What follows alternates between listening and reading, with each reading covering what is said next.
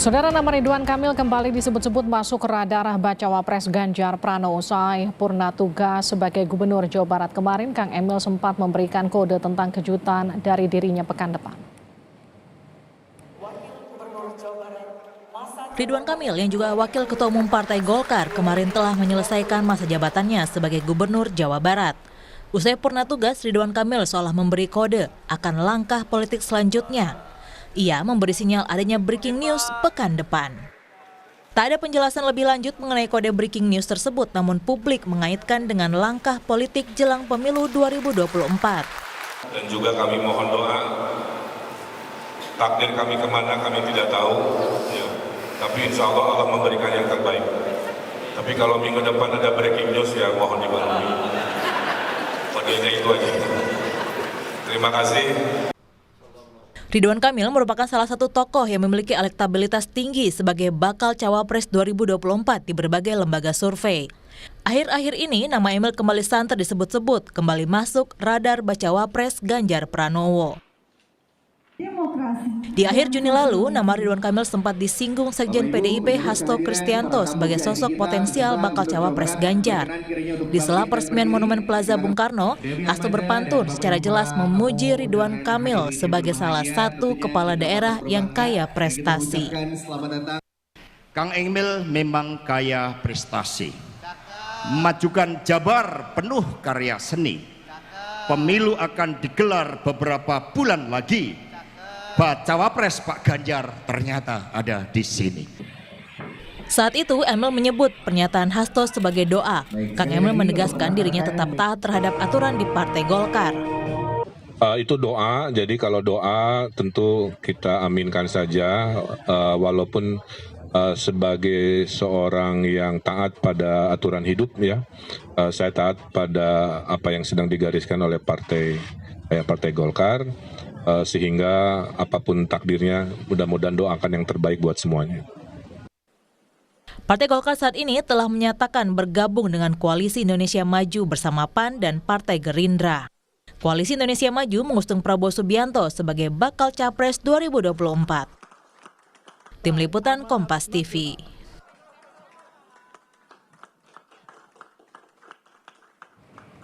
Saudara, nama Ridwan Kamil kembali disebut masuk bursa bacawa pres Ganjar Pranowo. Bagaimana peluang Kang Emil mendampingi Ganjar setelah partainya Golkar masuk ke koalisi pengusung Prabowo sebagai capres?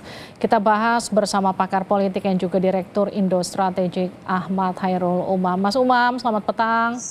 Selamat malam Mbak Livi, selamat malam Bang Doli. Kita juga akan sapa Ketua Umum Partai Golkar Ahmad Doli Kurnia. Bang Doli, selamat malam. Selamat malam, Assalamualaikum warahmatullahi wabarakatuh. Waalaikumsalam, saya ke Bang Doli dulu ya, Mas Umam. Bang Doli, jadi nama Ridwan Kamil, ini kader Golkar yang baru bergabung, digadang-gadang dianggap pas untuk mendampingi sosok Ganjar Pranowo. Yang jadi pertanyaan saya gini, emang mungkin?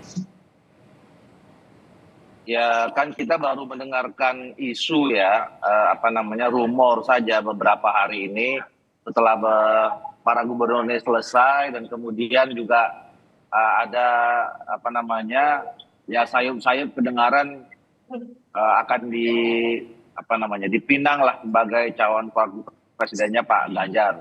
Tetapi yang harus diingat adalah saudara Ridwan Kamil itu sekarang adalah kader Golkar, bahkan pimpinan juga di DPP ya sebagai salah satu wakil ketua umum gitu.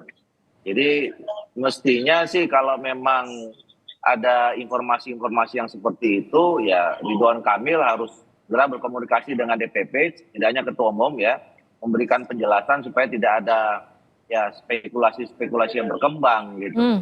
Nah itu yang kemudian jadi pertanyaan saya Bang Doli.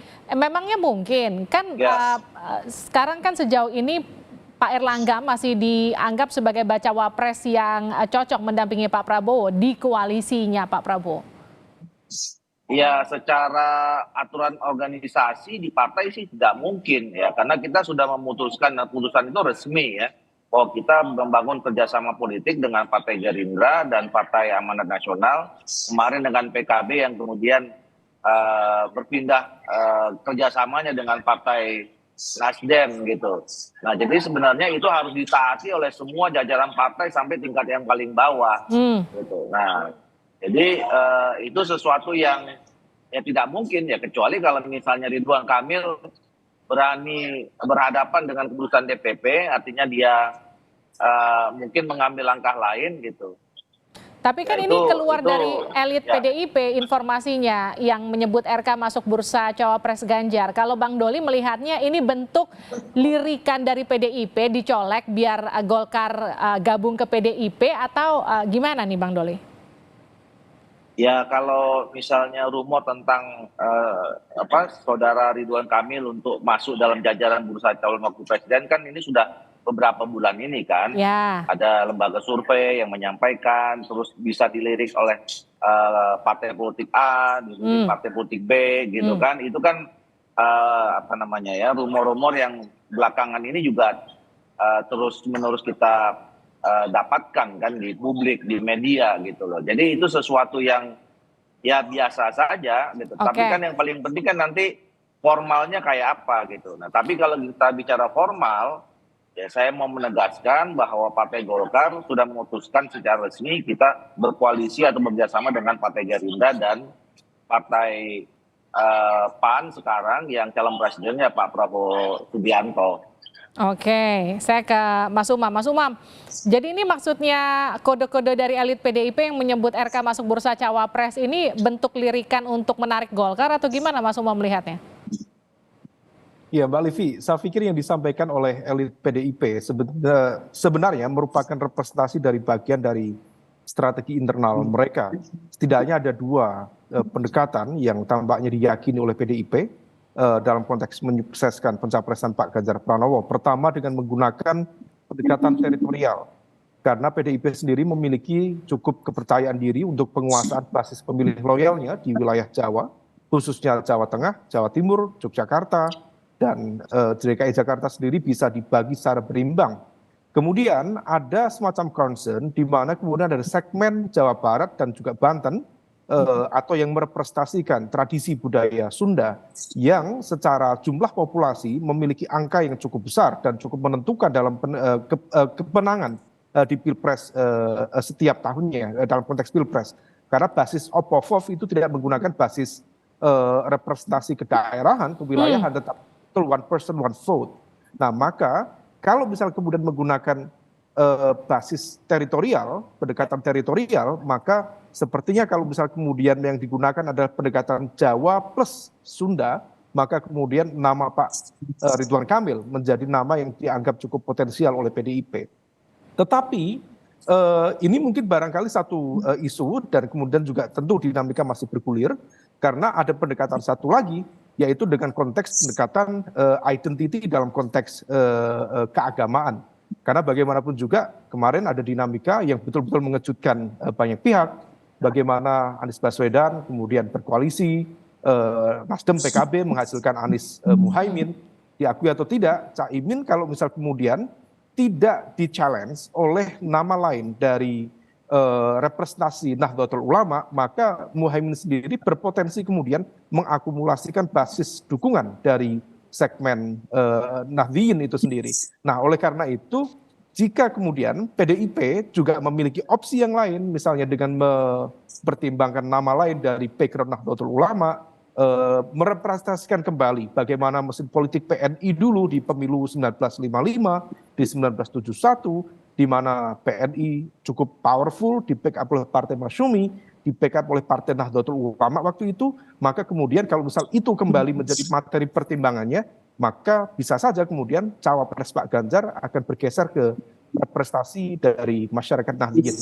Di level ini tampaknya akan dipertimbangkan serius, tetapi kalau misal pendekatannya menggunakan pendekatan teritorial, maka Pak Ridwan Kamil menjadi sebuah opsi yang cukup bisa diandalkan dalam pendampingan Pak Ganjar Pranowo ke depan.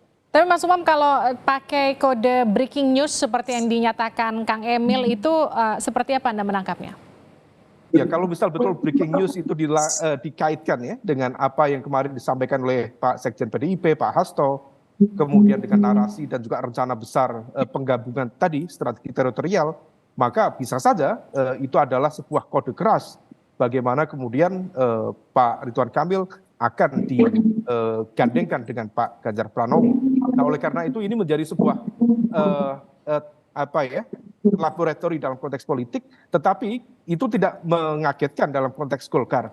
Karena Golkar sendiri seringkali dalam konteks pemilu biasanya kemudian juga mendiasporakan elemen-elemen kekuatannya tidak pada satu titik kekuatan tertentu. Jadi pusaran dari strategi Golkar biasanya mengalami bukan fragmentasi tetapi diaspora kekuatan. Nah, to some extent ini dianggap sebagai sebuah titik lemah dari Golkar, seolah-olah tidak solid, tapi di saat yang sama itu juga dianggap sebagai bagian dari survival interest bagi Golkar. Benar nggak tuh, Apapun yang Bang menang, Doli? Golkar ada di sana. Survival interest kalau versinya Mas Umam. Ya enggak, saya kira kalau dalam konteks saat ini ya apa yang kemudian beredar sekarang berkembang soal adanya salah satu kader Partai Golkar yang dilirik oleh partai di luar yang sekarang sudah diputuskan, ya saya kira tidak begitu gitu ya.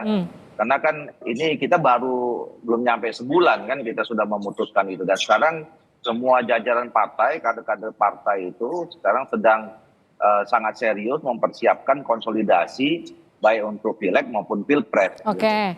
Nah, jadi Golkar sekarang masih tetap akan bersama dengan Pak Prabowo, paling tidak dipastikan sampai pendaftaran presiden nanti tidak akan banting setir begitu ke PDIP, Bang Doli? Iya kan sekarang kan PR di pilpresnya kan belum selesai kan kita masih juga membicarakan atau mendiskusikan siapa pasangan Pak Prabowo menjadi calon wakil presiden, dan kita sudah memberikan mandat penuh kepada Pak Erlangga Hartarto, ketua umum kita, untuk mengambil keputusan apapun itu nanti ya berkaitan dengan soal meskipun pilpres. Tidak terpilih sebagai cawapres. Ya tentu sekarang kita sedang berupaya keras ya untuk supaya bagaimana Pak Erlangga Hartarto bisa jadi calon wakil presidennya Pak Prabowo ya. Nah, jadi kalau ada agenda-agenda di luar itu ya, saya kira semuanya harus bermuara kepada bagaimana diskusi akhirnya dan keputusan akhirnya ada di Pak Erlangga gitu. Oke. Baik, terima kasih Mas Doli, terima kasih juga Mas Umam telah bergabung bersama kami di Sapa Indonesia Malam. Sehat-sehat selalu. Sama-sama. Terima kasih, Mbak Livi.